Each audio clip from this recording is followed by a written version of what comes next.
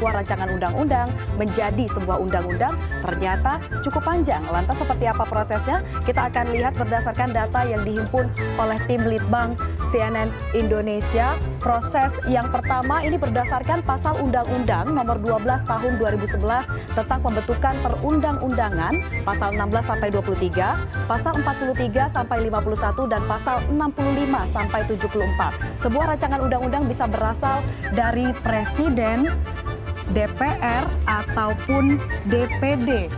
Dan RUU yang diajukan oleh Presiden ini disiapkan oleh Menteri atau pimpinan lembaga terkait. Lalu selanjutnya proses RUU ini dimasukkan ke dalam program legislasi nasional atau Prolegnas oleh Badan Legislasi DPR untuk jangka waktu 5 tahun. Nah, RUU yang diajukan ini harus dilengkapi dengan naskah akademik, kecuali untuk RUU Anggaran Pendapatan dan Belanja Negara atau RAPBN, RUU Penetapan Peraturan Pemerintah Pengganti Undang-Undang atau Perpu menjadi Undang-Undang, serta RUU Pencabutan Undang-Undang atau Pencabutan Perpu. Dan selanjutnya poin yang ketiga adalah pimpinan DPR mengumumkan adanya usulan RUU yang masuk. Ini diumumkan kepada seluruh anggota Dewan dalam sebuah rapat paripurna. Dan poin selanjutnya setelah diumumkan kepada seluruh anggota, di rapat paripurna berikutnya ini diputuskan apakah sebuah RUU ini disetujui dengan perubahan atau ditolak untuk pembahasan lebih lanjut. Nah, jika selanjutnya dinyatakan disetujui untuk dibahas, RUU akan ditindaklanjuti dengan 2 tingkat pembicaraan. Nah, inilah tingkat pembicaraan yang pertama, yaitu poin ke-6. Pembicaraan tingkat pertama ini dilakukan dalam rapat komisi, rapat gabungan komisi, dan juga rapat badan legislasi, rapat badan anggaran atau rapat panitia khusus. Lalu kemana proses selanjutnya? Proses selanjutnya adalah pembicaraan tingkat 2.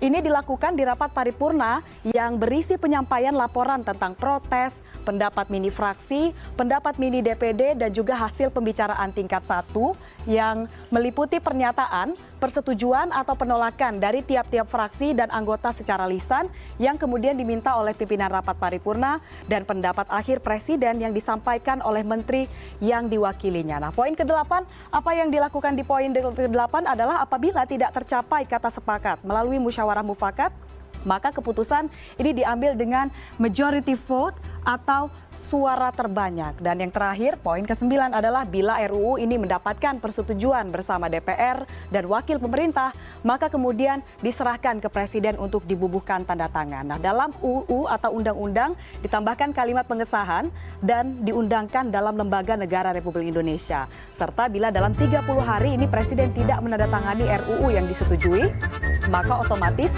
RUU tersebut sah menjadi undang-undang dan juga wajib diundangkan. Nah, selanjutnya, apakah undang-undang bisa dibatalkan?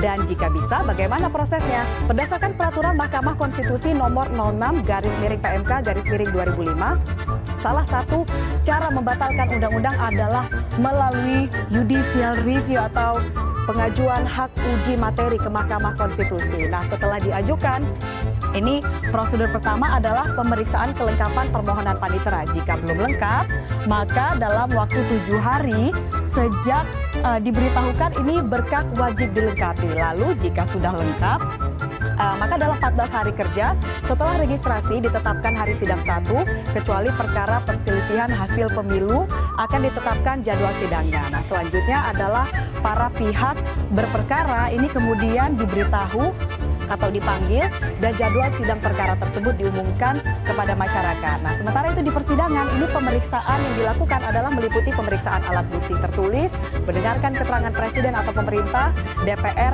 ataupun DPD, mendengarkan keterangan saksi dan ahli serta pihak terkait, dan pemeriksaan rangkaian data, keterangan, serta informasi lainnya.